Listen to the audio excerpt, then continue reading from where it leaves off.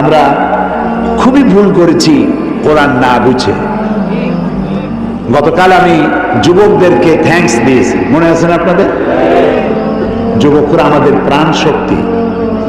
যুবকরা যদি এগিয়ে আসে, কোরআন বোঝার কম্পিটিশনে যদি এগিয়ে আসে, কতই না ভালো হবে যদি তারা কোরআন পড়তে শেখে এবং কোরআন বোঝে। তাহলে তারা কোরআনের দিকে আকৃষ্ট হবে এবং কোরআনকেই জীবনের একমাত্র পাথর হিসেবে গ্রহণ করবে। সে কথাগুলি আমি সামনে গিয়ে বলবো। আল্লাহ তাআলা বলছেন যে এই কোরআনের মধ্যে শুধু নামাজ রোজা হজ যাকাত না। আমি গতকাল বলছিলাম, মনে আছে আপনাদের, যে শুধু নামাজ রোজা হজ যাকাত হইলে শুধুমাত্র 1 পারা বা 2 পারা কোরআন শরীফ নাজিল করলেই হতো, 30 পারা নাজিল হইল কেন? এই কথা তো মাথার মধ্যে ঢোকা উচিত আমাদের। যেহেতু চিন্তা করি না, তাই মাথার মধ্যে ঢোকে না। চিন্তা করলে তবে না ঢুকবে। এখন দেখুন, আল্লাহ তাআলা বলছেন, আমি আমার নবীকে ওহীর মাধ্যমে মুসা, নূহ, ইব্রাহিম, আদম প্রাগৈতিহাসিক ঘটনাবলী আমি এর দ্বারা জানিয়েছি কোরআন দিয়ে। রাসূল তো সেখানে উপস্থিত ছিলেন না। আল্লাহ তাআলা বলছেন, تلك من أنباء الغيب نوحيها إليك ما كنت تعلمها أنت ولا قومك من قبل هذا تلك من أنباء الغيب। এটা হচ্ছে সেই অজ্ঞাত ঘটনা যা ওহীর মাধ্যমে আমি আপনাকে জানাইছি। তা না হলে আপনি এবং আপনার কওম, আপনার জাতি এই সম্পর্কে কিছুই জানতেন না। না ইব্রাহিমের ঘটনা, না নূহের ঘটনা, না মুসার ঘটনা, এগুলো কিছুই জানতেন না। হযরত ইউসুফ আলাইহিস সালামের কথা বলে আল্লাহ তাআলা বলছেন, যালিকা মিন আম্বাইল গায়বি নূহিহি ইলাইকা ওয়া মা কুনতা লাদাইহিম ইজ আজমাউ ওয়া হুম ইয়ামকুরুন।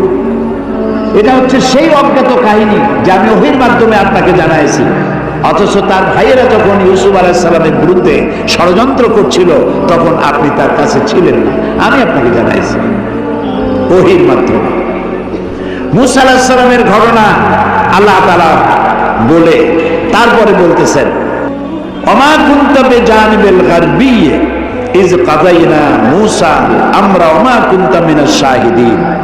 মূসা আলাইহিস সালাম তিনি পশ্চিম সেই সিনাই পর্বতের পশ্চিম দিগন্তে, পশ্চিম প্রান্তে তিনি যখন আক্রান্ত হয়েছিলেন, সেখানে আপনি উপস্থিত ছিলেন। আমি আপনাকে ঘটনার মাধ্যমে জানাইছি।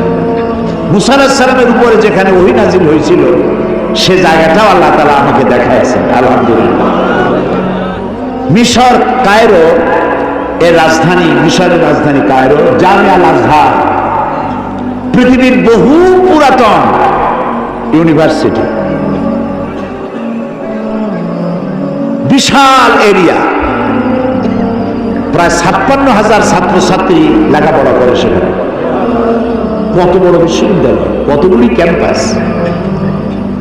তো সেই বিশ্ববিদ্যালয়ের আমন্ত্রণে আমি সেখানে গিয়েছি, 5 দিন ছিলাম। আমি বলেছি যে মিশরে তো জীবনে আসিনি, আমাকে ঘুমাবার একটু সময় দিয়ে রাখতে, বাকি আমার একটু ঘুরাও। 5 দিনে 4,500 কিলোমিটার দৌড়াইছি। সিনাই পর্বতের সেইখানে গিয়েছি যেখানে ওহী নাজিল হয়েছিল। মূসা আলাইহিস সালাম মাদায়েন থেকে এসেছেন, প্রচন্ড ঠান্ডা, পথ হারিয়ে ফেলেছেন। স্ত্রীকে বলছেন, সাথীদেরকে এখানে অপেক্ষা করো, আমি তো ওই যে আগুন দেখা যায়, আমি হয় আগুন আনবো, আর না হয় আগুন দিয়ে আলো দিয়ে রাস্তা চিনে নেবো কোন দিকে যেতে হবে। ফালাম্মা আতা, যখন তিনি ওই আগুনের কাছে গেলেন, নুদিয়া ইয়া মূসা ইন্না আনা রাব্বুক। হে মূসা, এটা আগুন টাগুন কিছু না, আমি তোমার রব, আমি তোমার আল্লাহ।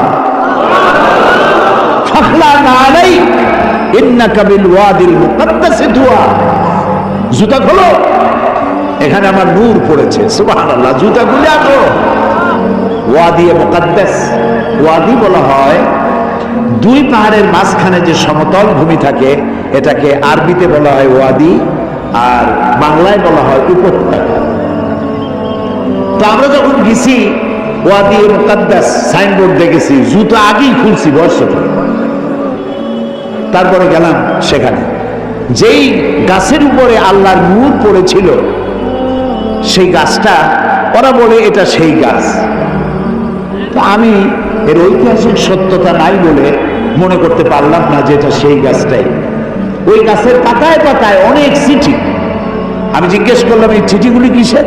বললো যে ইহুদিরা আসে, খ্রিস্টানরা আসে, মুসলমানরা আসে, আল্লাহর কাছে চিঠি লিখে ওখানে ঠিক আছে। এই খাই খেয়ে কাম না পাইলে করবে কি? তো এটা আমার বলার উদ্দেশ্য ছিল না।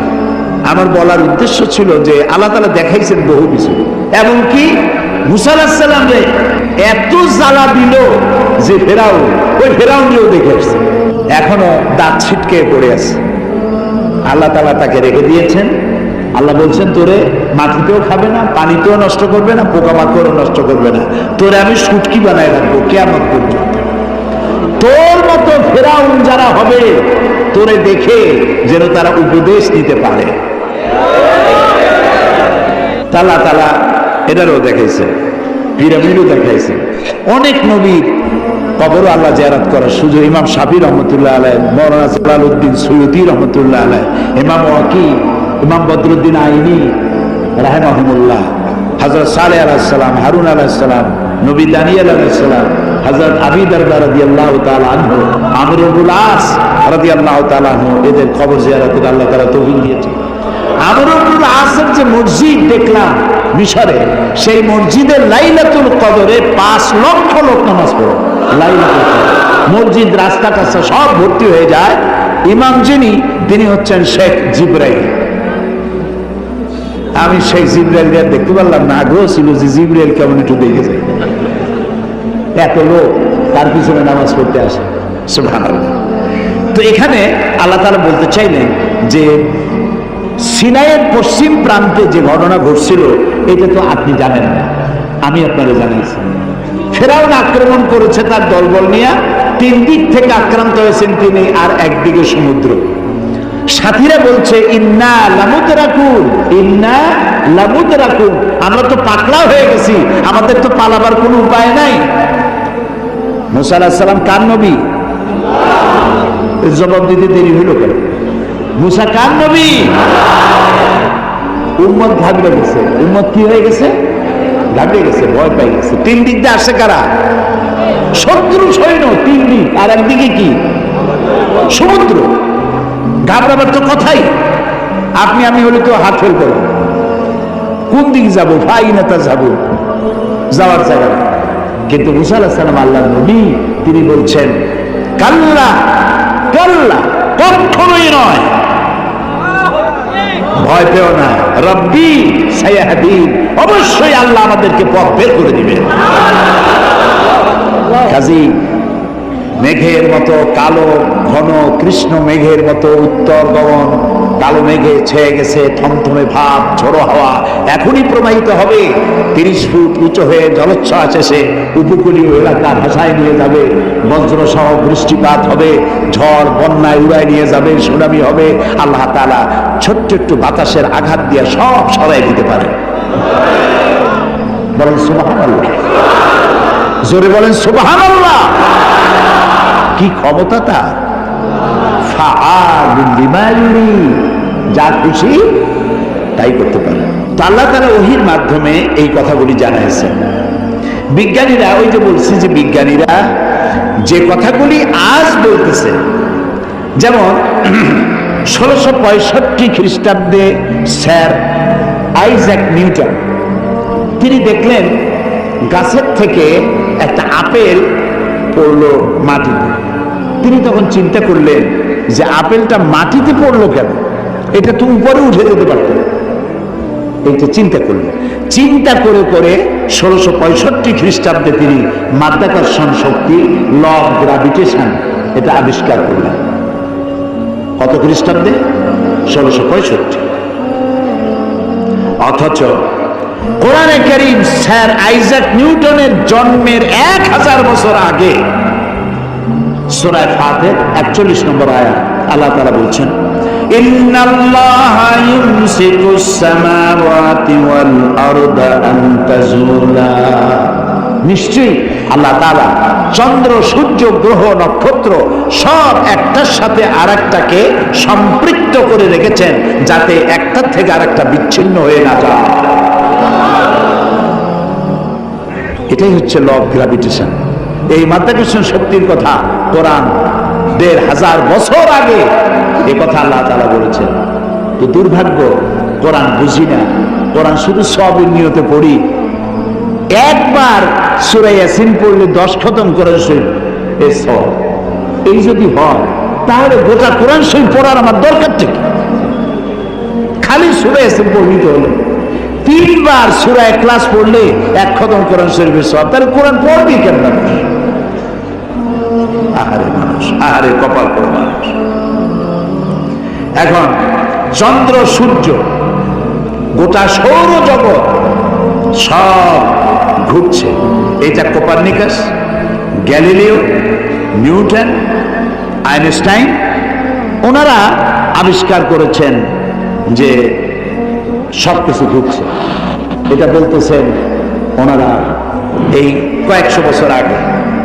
অথচ ১৫০০ বছর আগে আল্লাহ তাআলা কোনটা ঘোরে? চন্দ্র ঘোরে না সূর্য ঘোরে না দুনিয়া ঘোরে? কে ঘোরে? একথা সূরা ইয়াসিনে আল্লাহ তাআলা তার নবীর কাছে বলে দিয়েছেন। লাশ-শামসু ইয়ানবাগি লাহা আন তুদরিকাল কামারা ওয়ালাল লাইলু সাবিকুন নাহার ওয়া কুল্লুন ফি ফালাকিন ইয়াসবাহুন। প্রবল জ্ঞানী হইল যাহারা, আপন মনেতে বুঝিবে তাহারা। রাত্রি পারে না আগে যাইবার, দিনের স্থান করে অধিকার। যার যে স্থান বহল রাখিয়া ভ্রমণ করিছে খোদাকে ডরিয়া। শুধু পৃথিবী করে না, আল্লাহ তাআলা বলছেন ওয়া কুল্লুন ফি ফালাকিন ইয়াসবাহুন। যা কিছু আছে মহাশূন্যে, এই পৃথিবীটাও মহাশূন্যে। পৃথিবীটা কোথায়? মহাশূন্যের উপর ভাসমান। তো মহাশূন্যে অকুল্লু ফি ফালাকিন ইয়াসবাহুন, মহাশূন্যে যা কিছু আছে সব ঘুরতেছে আর ঘুরছে। Activities life, inactivities death. যতদিন ঘুরবে ততদিন সব ঠিক থাকবে। আর যেদিন এই ঘূর্ণায়মানের এই চক্রের আবর্তন বন্ধ হয়ে গিয়ে যখন ঘোরা বন্ধ হবে, তখন একটা প্রচন্ড আঘাতের মাধ্যমে, প্রলয়ঙ্করী আঘাতের মাধ্যমে দুনিয়ায় কিয়ামত অনুষ্ঠিত হয়ে যাবে। তো আল্লাহ তাআলা কোরআনে কারিমে এই কথাগুলি অনেক আগে বলে রেখেছেন। The universe and doctor Einstein গ্রন্থে তারা বলেছেন যে সূর্য ধীরে ধীরে এর আলো কমে যাবে, আলো থাকবে না, আর তারাগুলো পোড়া কয়লার মতো হয়ে যাবে। কারা বলতেছে? বিজ্ঞানীরা বলছে। কোরআন, ওরা আজকে যেটা বললো, কোরআন বলেছে অনেক আগে। কি বলেছে? ইয়াসআলু আইয়ানা ইয়াউমুল কিয়ামাতি ফাইযা বারিকাল বাসারু ওয়া খাসাফাল কামারু ওয়া জুমিআশ শামসু ওয়াল কামার। আল্লাহ তাআলা বলছেন এরা রাসূলকে জিজ্ঞেস করে কিয়ামত কবে হবে। আল্লাহ তাআলা বলছেন জবাব দিয়ে দেন, কিয়ামত হবে যে সময় চন্দ্র আলো হারিয়ে ফেলবে, সূর্য আলো হারিয়ে ফেলবে, আর চাঁদ আর সূর্য এগুলি সব একাকার হয়ে যাবে। তাহলে এই কথাগুলি বিজ্ঞান আবিষ্কার করার অনেক আগে কোরআন এসব কথা বলে রেখেছে। প্রকৃতির নিয়মে একদিন সব লন্ডভন্ড হয়ে যাবে। কুল্লু মান আলাইহা ফান। আল্লাহ তাআলা বলেছেন সব ধ্বংস, কিচ্ছু থাকবে না আল্লাহ ছাড়া। কে ছাড়া? আল্লাহ ছাড়া কেউ থাকবে না, কিচ্ছু থাকবে না। এ কথা বিজ্ঞান জানার আগে আল্লাহ তাআলা কোরআন শরীফে বলে রেখেছেন। এই যে মাত্র 100 বছর পর্যন্ত, গত 100 বছরের আগ পর্যন্ত পৃথিবীর মানুষের ধারণা ছিল যে চাঁদ নিজে আলো দেয়, চাঁদ নিজে আলো দেয়।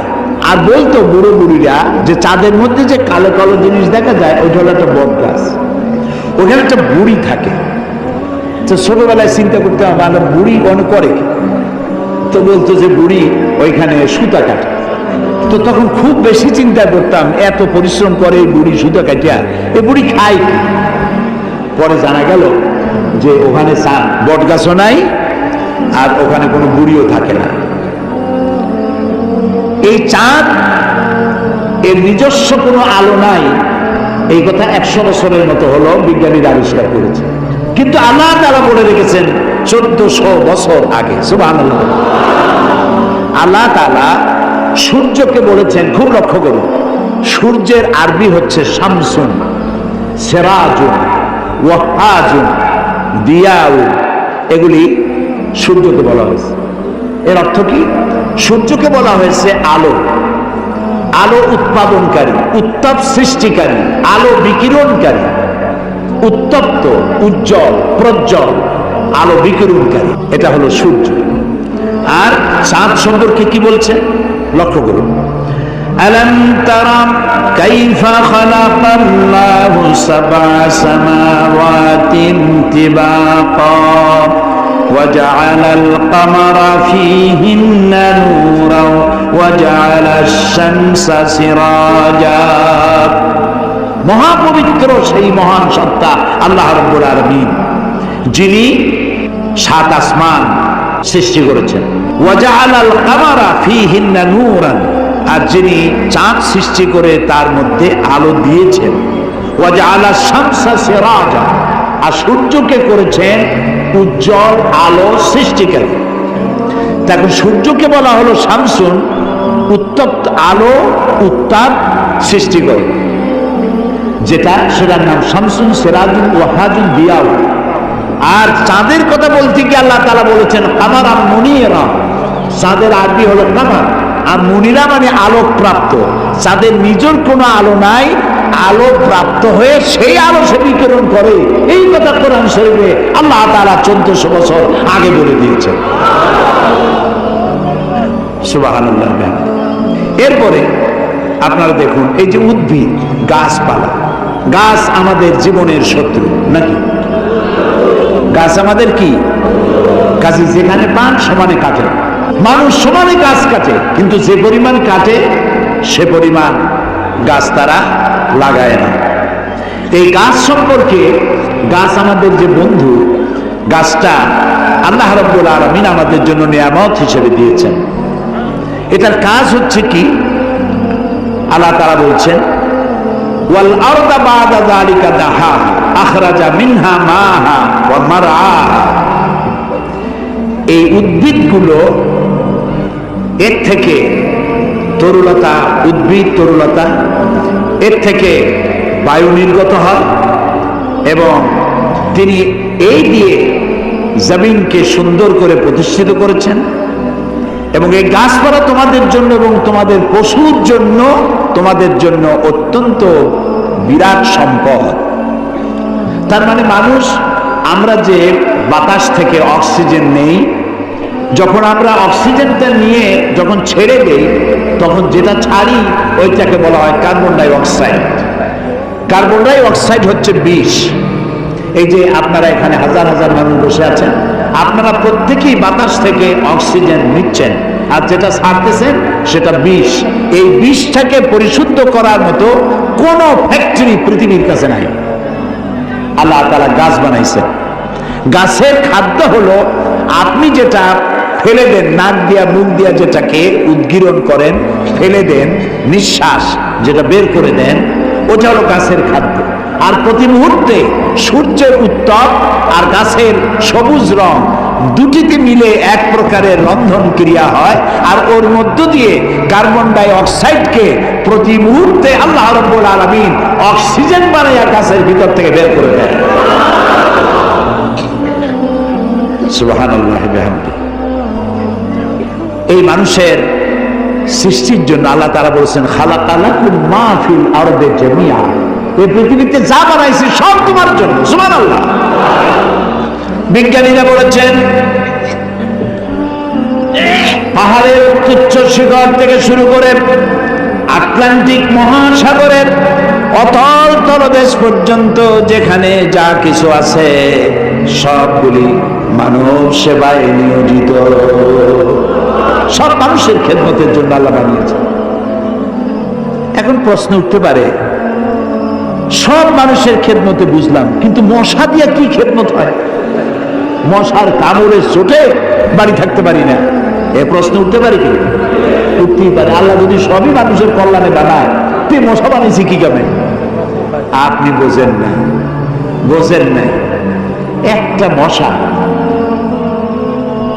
একে সহজে মারাও যায়, ওকে বহু কায়দা করে হাতটা আস্তে নিয়ে যেইটা মারবেন তার আগেই সে উড়ে চলবে, খুব চালাক। এই মশা কি জন্য বানাইছেন আল্লাহ? এখন দেখেন, এই মশা মারার জন্য কত company, Mortein, aerosol, ICI company, মশারি, কত রকমের ওষুধ আর মশারি, এগুলো বানাবার পেছনে লক্ষ লক্ষ শ্রমিক কাজ করে, আর লক্ষ লক্ষ মানুষের পেটের ভাত জোটে। আপনি তো বুঝবেন না কোনটার মধ্যে কি জিনিস আছে, আল্লাহ বানাইছে কেন, তোমার মাথায় তো কুলাবে না। মশা আছে বলেই তো মশারি, মশা আছে বলেই তো মর্টিন বিক্রি হয় জন্মের মতো। এখন চিন্তা হইতো, তাহলে সাপ বানাইছে কেন? সাপ বানাইছে কেন তা জানুন না তো? সাপের চামড়া দিয়া, সাপের চামড়ার মেলা দাম, এ দিয়ে ভ্যানিটি ব্যাগ তৈরি হয়, মহিলারা ব্যবহার করে, খুব দামি। আর সাপের বিষ, এটা দিয়ে ঔষধ তৈরি হয়। সব থেকে বিষাক্ত সাপ যেটা, যেই সাপের বিষ ব্লাড টাচ করার সাথে সাথে মানুষ মারা যায়, এই ধরনের মারাত্মক আফ্রিকান কোবরা, সেই সাপের বিষ দিয়ে মানুষের জীবন রক্ষাকারী লাইফ সেভিং মেডিসিন তৈরি হয়। সুবহানাল্লাহ। মরবে ঠিক, মানুষ মরবে ঠিক, কিন্তু মরার আগে কথা বলে মরবে, এরকম ওষুধ সাপের বিষ দিয়ে তৈরি হয়। সুবহানাল্লাহ, সুবহানাল্লাহ। আমরা আল্লাহ তাআলার সৃষ্টি সম্পর্কে গবেষণা করলেই বুঝতে পারবো, আর চিন্তা ভাবনা না করে খালি যদি খায়, জম্মের খাওয়া খাইয়া পেট একটা তরমুজের সাইজ বানায় খেলে, কিন্তু চিন্তা করে না খাইলাম কি।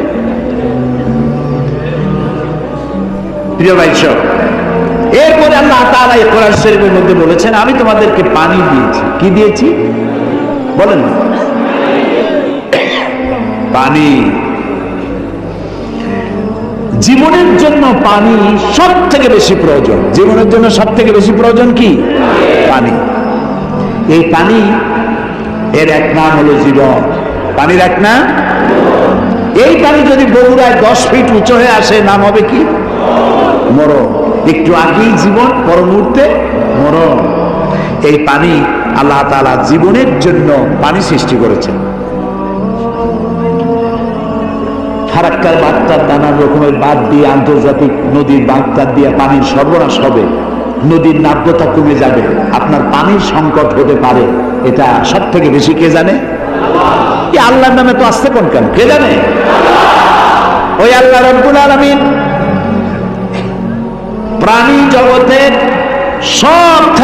সবচাইতে বেশি প্রয়োজনীয় যেই জিনিসটি পানি, সেই পানির জন্য আল্লাহ রব্বুল আলামিন একটি মহাদেশ, যেটা শুধু পানির পাহাড় অর্থাৎ বরফের পাহাড় দিয়ে ঘেরা একটা মহাদেশ, মানুষ নাই, জন নাই, মহাদেশটা শুধু পানির বরফের পাহাড় দিয়ে আল্লাহ বানায় রাখছেন। নাম কি? অ্যান্টার্কটিকা। এখানে শুধু আছে শ্বেত ভল্লুক আর আছে পেঙ্গুইন, পেঙ্গুইন পাখি। এই পেঙ্গুইন পাখি পানির মধ্যেও ডুবাইতে পারে, বাতাস দিয়েও উঠতে পারে। এই পেঙ্গুইন পাখিগুলি আমি দেখেছি, সে ডিম পেড়ে তাকে 3 মাস 90 দিন ডিমে তা দিতে হয়। ডিমটা পারলো কিসের মধ্যে? বরফের মধ্যে। এখন ওর তো তাপ না হলে তো ফুটবে না, সেই জন্য ওইটার উপরে তাকে দাঁড়ায় থাকতে হবে। পেঙ্গুইন কিন্তু আবার এই শুইতে বসতে পারে না, দাঁড়ায় থাকে। আর গায়ে একটা কালো চাদরের মতো, বুকটা সাদা, মনে হয় সৌদি প্রিন্স। হাটেও খুব কায়দা করে, জমিদারি স্টাইলে হাঁটে। তো বাচ্চা ডিম দিয়ে ডিমের উপরে সে দাঁড়ায় থাকে, তার শরীরের একটা অংশ ডিমের উপরে দিয়ে দাঁড়ায় থাকে। 3 মাস 90 দিন দাঁড়ায় থাকতে হবে। এই 90 দিন সে খাবে কি? ওর স্বামীকে, পুরুষ পেঙ্গুইনকে আল্লাহ এত দয়া দিছেন, ও মাছ ধরে ধরে প্রত্যেক দিন ওর বউরে খাওয়ায়। সুবহানাল্লাহ, সুবহানাল্লাহ। এই যে টেলিভিশনের মধ্যে নানান রকমের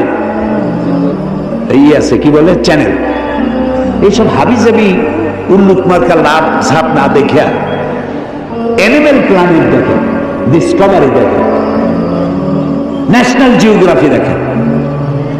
পশুর মধ্যেও কত মায়া আল্লাহ দান করেছেন। আমার নিজের চোখে দেখলাম এক ক্ষুধার্ত বাঘ, ক্ষুধার্ত বাঘ না সিংহী,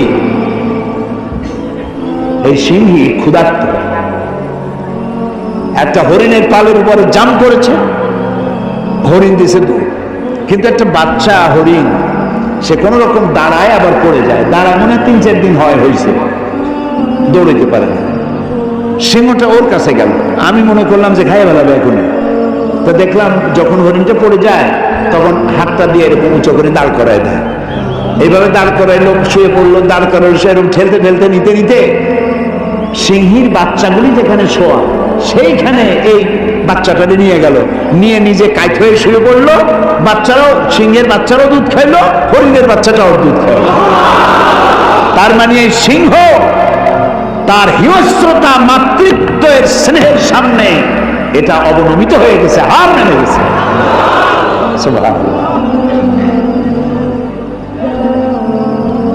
আমাদের দেশে যখন মারামারি হয় একটু বোঝা উচিত যে কারে মারতেছি। এই যে মারতেছি, ওর বউ তো বিধবা হয়ে যাবে, ওর বাচ্চাটা তো এতিম হয়ে যাবে। এই চিন্তা যদি আমাদের থাকতো, পশুর যে জ্ঞান আছে আমাদের তাও নাই। এই পৃথিবীতে যত কুমিরে মানুষ মারলো, কুমিরে খাইলো, হাঙ্গরে খাইলো, বাঘে খেলো, সাপে খেলো, পৃথিবীর সমস্ত প্রাণী, হিংস্র প্রাণীরা যত না মানুষ মেরেছে তার থেকে 1000 গুণ বেশি মানুষেরা নিজেরা মারামারি করছে, বেশি মরেছে, বেশি। আকল কাজ করে না, কমন সেন্স কাজ করে। আল্লাহ তাআলা এই পানি দিয়েছেন, পানির অনেক দাম। এই যে এখানে মহিলাদের মাহফিল ছিল, আপনারা যত পুরুষ আসছেন এর থেকে কোনো অংশে কম হয় নাই, এত মেয়ে লোক আসছিল সকাল 10টায়, আলহামদুলিল্লাহ। আমি বগুড়ার সমস্ত মা বোনদেরকে আমার অন্তরের অন্তঃস্থল থেকে ধন্যবাদ জানাই। তারা বহু প্রশ্ন আমাকে করেছেন, এক গাদা প্রশ্ন, সব প্রশ্নের জবাব দিতে গেলে হয়তো রাত এই পর্যন্ত হয়ে যেত। এত প্রশ্ন করছে, খাইয়া না খাইয়া যদ্দূর পারছি জবাব দিছি। তার মধ্যে একটা প্রশ্ন ছিল পানির ব্যাপারে, পানি অপচয় করা যাবে কিনা। আমি বলেছি আমি তো জবাব আন্দাজে দেই না, আমি আলহামদুলিল্লাহ, আল্লাহ শুকর, আপনারা যারা এখানে আলেম বসে আছেন আমি আপনাদের পর্যায়ে পড়ি না, আমি খুবই ছোট মানুষ, তালেবে ইলম মানুষ। আমি যেটুক পড়েছি সেটুক বলি, না পড়িয়া না দেখা আন্দাজে গপ্প করি। তো আমি হাদিসে পড়েছি, সাহাবায়ে কেরাম প্রশ্ন করেছেন রাসূলের কাছে, আমরা উযু করতে গেলে রাসূল বলেছেন পানি অপচয় করবা না। সাহাবী একজন প্রশ্ন করলেন যে উযু করতে গিয়ে একটু বেশি পানি খরচ হলে তাতে কোনো অসুবিধা আছে? রাসূল জবাব দিলেন, তুমি যদি প্রবাহিত নদীর কিনারে দাঁড়াইয়া উযু করো পানির অপচয় করতে পারবা না। সুবহানাল্লাহ বলেন না? এখন আপনি কত পানি খরচ করেন দেখেন তো, টেপ একটা সাইয়া দিয়া জনমের মতো, একটা চায়ের কাপ ধুইতে গিয়ে একটা কলস ধোয়ার পানি খরচ করতেছে। বউরা কি গ্যাস আছে? আছে। একটা মেসের কাঠি খরচ হবে সারা দিন, গ্যাসের চুলা চলতে থাকে। আপনি আল্লাহর নিয়ামতের না শকর, একটা মেজের কাঠি দিলেই তো যখন খুশি তখন আপনি জ্বালাইতে পারেন। আপনি কেন বাড়িতে বলেন না যে জ্বালাই রাখবেন না? অধিকাংশ বাড়িতে এইভাবে এই গ্যাসের চুলা চলে থাকে বলে আমরা খবর পেয়েছি। অন্যায়। প্রত্যেকটি নিয়ামত সম্পর্কে কিয়ামতে আল্লাহর কাছে জবাবদিহি করতে হবে। কাজেগুলি নিয়ামত। এখন এই পানি আল্লাহ তাআলা বলছেন, দেখো সৃষ্টি জগতের জন্য পানি প্রয়োজন, সেই পানিটা আমি জলাধার করেছি। এই নদীগুলো কে কাটছে? আছে না বগুড়া নদী, আছে না? নাম কি? করতোয়া নদী। আর নেই করতোয়া, এখন তো দৈনিক পত্রিকা, নদী গেছে পত্রিকা হয়ে। বাঙালি যমুনা, ও যমুনা আছে। আচ্ছা, এই নদীগুলো কে বানাইছে? কোন সরকার? কে কে বানিয়েছে? অসংখ্য নদী বানালেন, সমুদ্র বানালেন, মহাসমুদ্র বানালেন। পৃথিবীর 4/3 ভাগ পানি আর 1 ভাগ হচ্ছে স্থল। এই পানি আল্লাহ তাআলা জলাধার বানায় রেখেছেন। নদী কি সোজা না আঁকা বাঁকা? খালগুলো সোজা না আঁকা বাঁকা? কেন চিন্তা করেছেন কখনো? করেননি। আঁকা বাঁকা করার সোজা যদি হয় তাহলে শুধু 2 পারের মাটি উপকৃত হবে, আর যদি আঁকা বাঁকা হয়ে যায় তাহলে বেশি পরিমাণ মাটি এই পানির দ্বারা ফায়দা পাবে। এই জন্য আল্লাহ তাআলা আঁকা বাঁকা করে দিয়েছেন। সুবহানাল্লাহ, সুবহানাল্লাহ, সুবহানাল্লাহ। এখন আপনি কত পানি খরচ করেন দেখেন তো। টেপ একটা ছাইয়া দিয়া জনমের মতো একটা চায়ের কাপ ধুইতে গিয়ে একটা কলস ধোয়ার পানি খরচ করতেছে।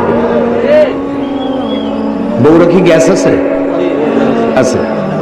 একটা মেসের কাঠি খরচ হবে সারাদিন, গ্যাসের চুলা চলতে থাকে। আপনি আল্লাহর নিয়ামতের না শকর, একটা মেজের কাঠি দিলেই তো যখন খুশি তখন আপনি জ্বালাইতে পারেন। আপনি কেন বাড়িতে বলেন না যে জ্বালাই রাখবেন না? অধিকাংশ বাড়িতে এইভাবে এই গ্যাসের চুলা চলে থাকে বলে আমরা খবর পেয়েছি। অন্যায়। প্রত্যেকটি নিয়ামত সম্পর্কে কিয়ামতে আল্লাহর কাছে জবাবদিহি করতে হবে। কাজেগুলি নিয়ামত। এখন এই পানি আল্লাহ তাআলা বলছেন, দেখো সৃষ্টি জগতের জন্য পানি প্রয়োজন, সেই পানিটা আমি জলাধার করেছি। এই নদীগুলো কে কাটছে? আছে না বগুড়া নদী আছে না? নাম কি? করতোয়া নদী। আর নেই করতোয়া এখন তো দৈনিক পত্রিকা, নদী গেছে পত্রিকা হয়ে। বাঙালি যমুনা, ও যমুনা আছে। আচ্ছা, এই নদীগুলো কে বানাইছে? কোন সরকার? কে বানিয়েছে? অসংখ্য নদী বানালেন, সমুদ্র বানালেন, মহাসমুদ্র বানালেন। পৃথিবীর 4/3 ভাগ পানি আর 1 ভাগ হচ্ছে স্থল। এই পানি আল্লাহ তাআলা জলাধার বানায় রেখেছেন। নদী কি সোজা না আঁকা বাঁকা? খালগুলো সোজা না আঁকা বাঁকা? কেন চিন্তা করেছেন কখনো? করেননি। আঁকা বাঁকা করার সোজা যদি হয় তাহলে শুধু 2 পারের মাটি উপকৃত হবে, আর যদি আঁকা বাঁকা হয়ে যায় তাহলে বেশি পরিমাণ মাটি এই পানির দ্বারা ফায়দা পাবে। এই জন্য আল্লাহ তাআলা আঁকা বাঁকা করে দিয়েছেন। সুবহানাল্লাহ, সুবহানাল্লাহ, সুবহানাল্লাহ।